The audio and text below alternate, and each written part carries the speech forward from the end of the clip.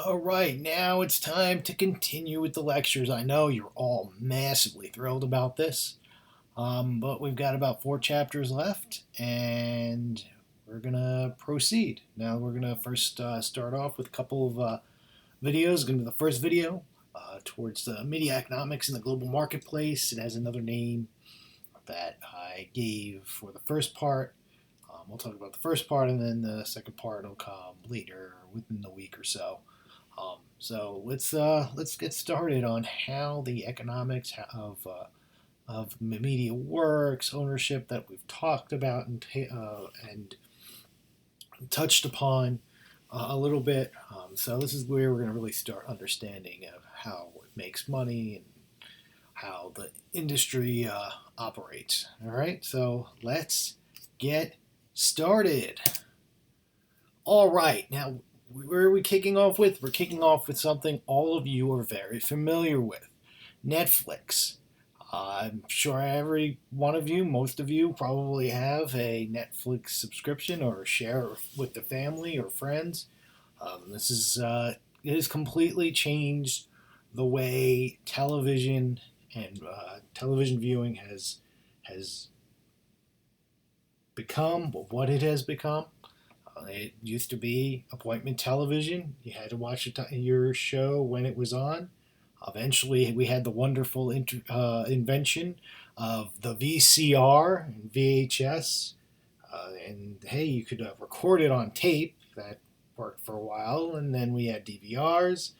And then Netflix came along. But before Netflix was what it is now, but first, what Netflix was it was a subscription, and you would back in '99, and you could sign up and you could order renting discs, DVD discs for movies or mostly movies, but for some had TV shows, and it was revolutionary because you didn't have late fees like Blockbuster.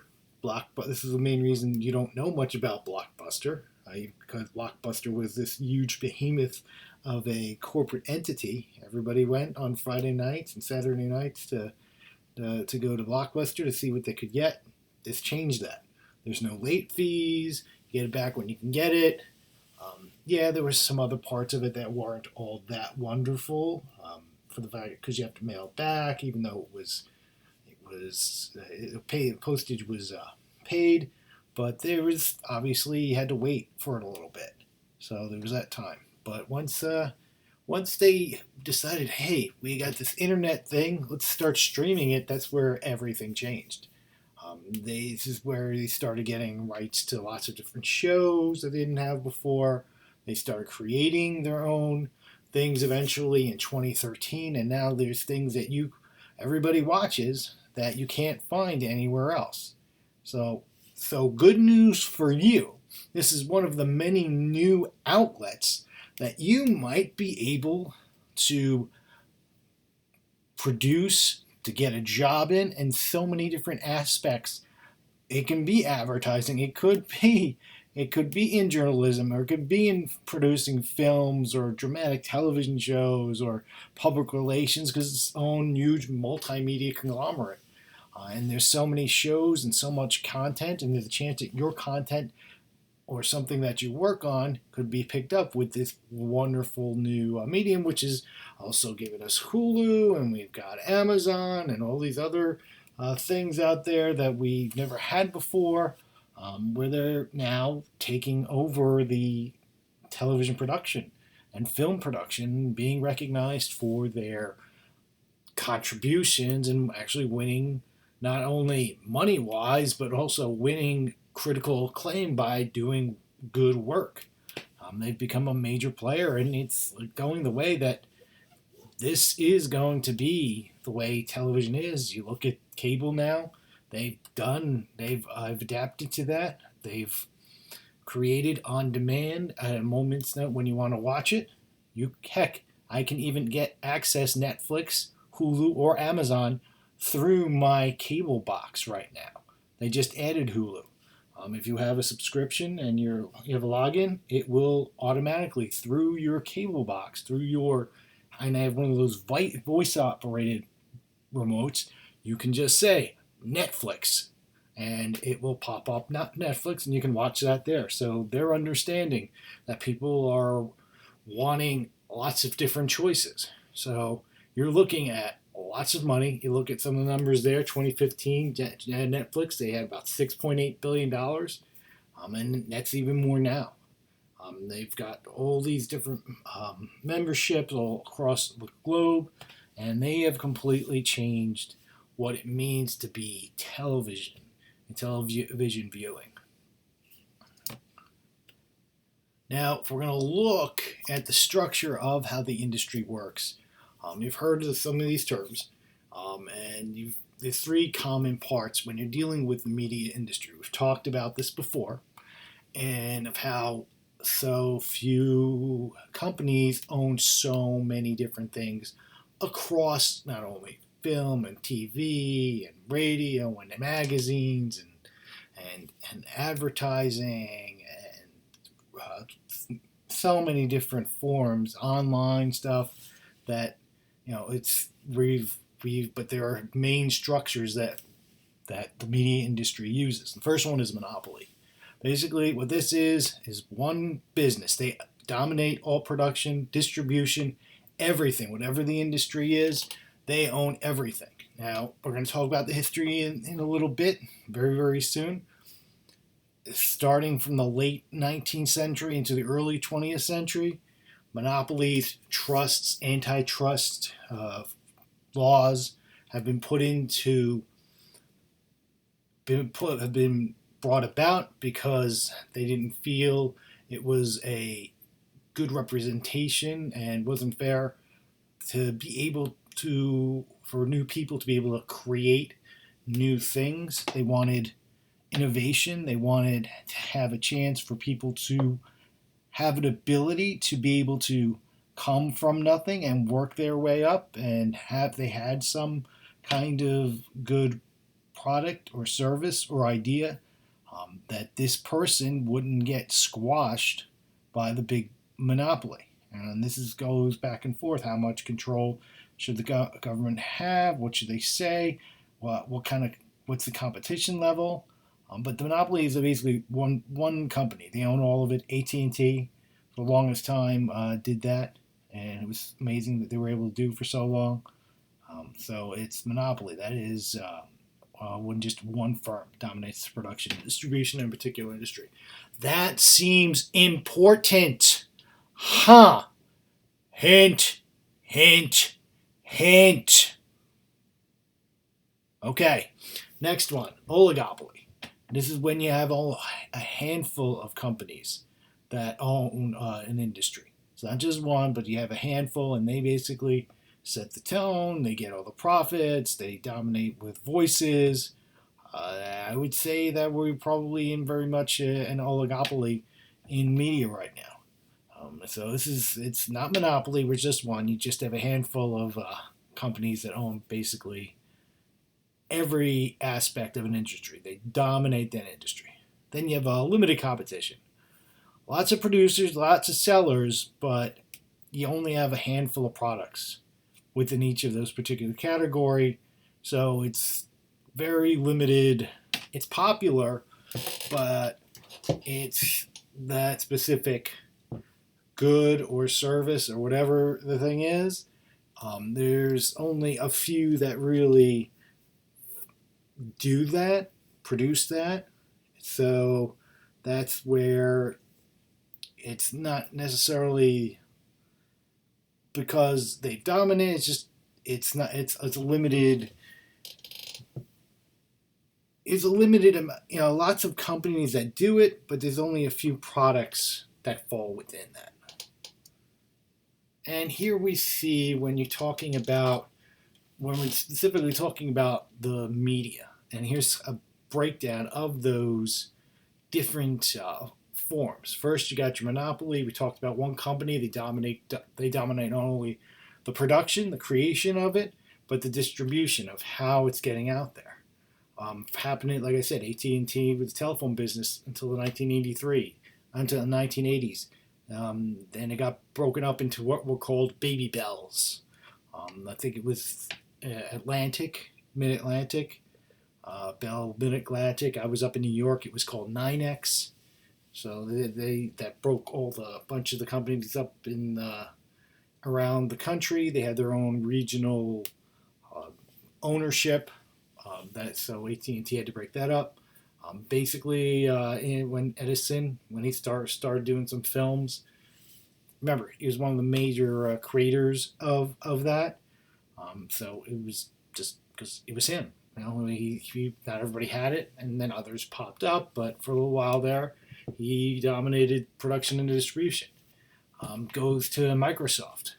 You know, just to let you know, in the '80s, what computers were to what they became and they are now, and even back in the '90s, what you might think is slow. It's nothing compared to the '80s. Microsoft totally changed the way we use computers and the way we use computers now, and what you're used to when you're sitting at a desktop and doing what you need to do and how you navigate. It didn't exist that way before Microsoft changed things with its different Windows programs, and so but they dominated for a very very long time because everybody ordered it, everybody did it. It was a big deal. And then you also have Comcast. There's still um, regional companies that do supply cable, not nearly as much. I used to work for one. It was called Cablevision, which was pretty big. It was one of the top 10 cable companies in the country. It was based on Long Island, but it got around the metropolitan area, the tri-state area around there, and apparently they had a few others across the country. But but you see now today, Comcast with everything they own, they are the major company now that deals with cable television. I have them. I'm sure some of you in this class have them. So you're going to see, and especially locally, with monopolies, this happens a lot of times. You might have only one newspaper or cable company in a given area, in your smaller areas, so they pretty much dominate that. The government wants different diversity. They always have of ownership, but and they had rules, and we're going to talk about some of those rules and how it's evolved. But with the monopolies, it's for a long time there, in a lot of different businesses in a lot of different ways, it was frowned upon. Media has changed, and we're going to talk about that today too. Oligopoly. We're going to talk about a few different ones. Advertising and PR, WPP, Omnicom, Publicis. We talked about that in advertising. We're talking about it in your PR chapters. You think about the internet, Google, Amazon, Apple, and Facebook. And you got your books, Amazon, once again, popping up there, cross promotion there, cross ownership, Apple again, Google Play, Google again. Pandora, Spotify, music. You've got your Sony and your Warner and Universal, video games, and then you see film, and if you know new theaters, but you're noticing something. Hey, they all kind of like a lot of them have the same name, and that's also what we're going to be talking about: conglomeration and how much they own. And then there's the limited competition. Sometimes, and this happens a lot with radio a lot of times. You think about iHeartRadio. It used to be called Clear Channel, but iHeartRadio. I'm sure some of you have that app on your phone. That's why you're able to listen to it. If you're far away from home, you can listen to your own local station because they're an iHeartMedia station. But they've pretty much covered them all. There is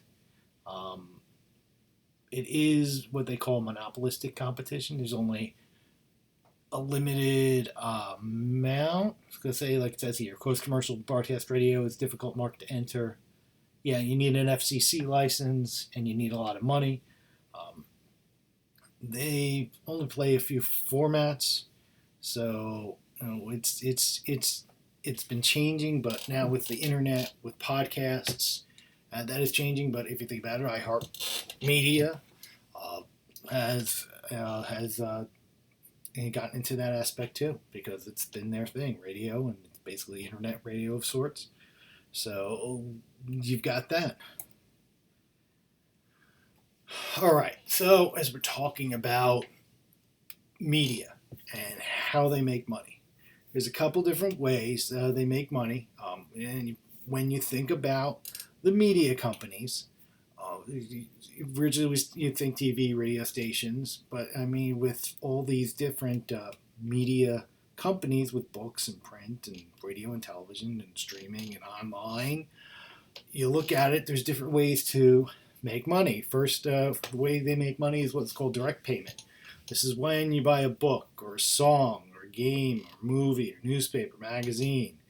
Um, and yeah, now it's more digital. We don't necessarily have something in our hands, a physical book or a physical magazine or a song or with an album or a CD anymore. You can just download it, and it can be on your computer, it can be on your iPad, it can be on your phone, but you still have to pay for it if you want access to it. So and they've made it, of course, they've made it more convenient for you because then they get the money even more conveniently. Isn't that wonderful? But that's your direct payment. That's when you're getting something of, in a way, physical value, even though it's a digital signal. You're getting some sort of media that you get to interact with, like it's listed in there. And then there's the indirect payment, and this is when you're talking about this is in traditionally television and radio and heck even movies and it's advertising. It's okay. I am Joe's car shop and Joe's car dealership, and I want to advertise on your station. Okay, we'll give you this package of this many commercials. They're going to air during these times, and then we'll also have internet stuff for you with banners, or maybe they'll work out some sort of sponsorship programming for either programs on the channel or certain things or segments. Lots of times they'll do that. They'll sponsor different segments and different programs, especially when you think about news. Lots of those, like the weather. The weather is brought to you today by Apple Automotive. That's a local thing up here in the central Pennsylvania area. That's something. That's just one. So it's with sponsorships and advertising, commercials, online strategies, even audience research. That's become part of it as well. That's why they know how much, oh, they talked about those shoes, and oh my goodness, there it is. Hey, I just talked about it, and here's an ad for that pair of shoes that we talked about. It's all part of their how they're making money now. And also, if you think about the way with product placement as well, product placement in television shows, product placement in movies. That's why when you watch a certain movie, and say you're watching a Marvel movie or any kind of movie, big name movie, and that's the reason they're drinking Coke, or the reason they're eating from a certain restaurant because they paid money to get that put in there, because that's what they do. To make sure they put that in. So yeah, product placement is another thing. We've talked about that in the past. Um, so also, other things they have to think about when you're talking about being a media organization, being this business. You have to think about what's the difference, how you balancing profits and public good. This has been going on since the beginning. It's evolved over the years. All right, it can't just be about money, because there's other aspects, other things that we in the media produce, direct, put out there that can impact people. And I've been saying that since the beginning, since day one, since you've heard me speak, as being creatively responsible. Great, great with great power comes great responsibility. I still believe that. I will believe that forever. That will never change. But this is a part of the whole aspect. Remember, it's a business, and they are there to make money. That's why they're there. It's hard to think about it that way. But if they didn't make money, they wouldn't be there. The whole point is but they have to find that fine line of not only making the money, but what are they putting out? Are they what they putting out responsible? Is what they're putting out for the public good? Are some of the programs and messages uh, being responsible, being putting out positive things, um, and not just thinking about getting the almighty dollar, which then spurs off employee wages, profits the companies make, and the production of those things. Because especially when you first get started in this industry, and I can tell you many, many times, you're not going to get paid a whole lot when you first start. You're going to have to cut your teeth, and that's just the way it's been for a very, very long time. Do you have certain skills when you're coming out of college? Yeah, but once you realize you're out there, you're going to realize how little you know. It's not a conviction of what you are not getting in college because there's only so much we can do. Nothing replicates real world experience, especially in this arena where there's so much going on and most people don't understand what we do and they don't understand how long it takes to really start to understand how to put this stuff together and in the workflow and in the speed that is expected and at the quality that is expected. It's a different game than other companies and other industries. But are they so are we being paid enough? It never feels like it's enough. Even when you will start making more money as it goes on, just know at first it's not going to be great. But in comparison, how much are the companies making? But then there's the question of what's the overhead on what they are creating because there's lots. It's an expensive proposition with the technology alone, and then you're dealing with staff, and then you're dealing with travel and food and places to do it, and there's so many other aspects, and so many specialties and so many certain talents that everybody has. So then there's that aspect of it in making the production, and then it comes down to what are these companies creating? Are they being creative responsible? Are they making sure they're putting out things and information that aren't detrimental to the public? And you can't say that not everybody can say they are or aren't. Um, it's something you as future media people have to be responsible about because it's easy to get caught up in a workday. It's easy to get caught up in just quote unquote doing your job. It's a matter of eventually you guys are going to be in charge. And how are you going to operate yourself? Are you just going to fall into the lane and play the game and make things worse and worse? Or are you all as a collective going to start saying, hey, we need to make a change here. We have to make sure what we're doing is the right thing. But that's a decision you have to make.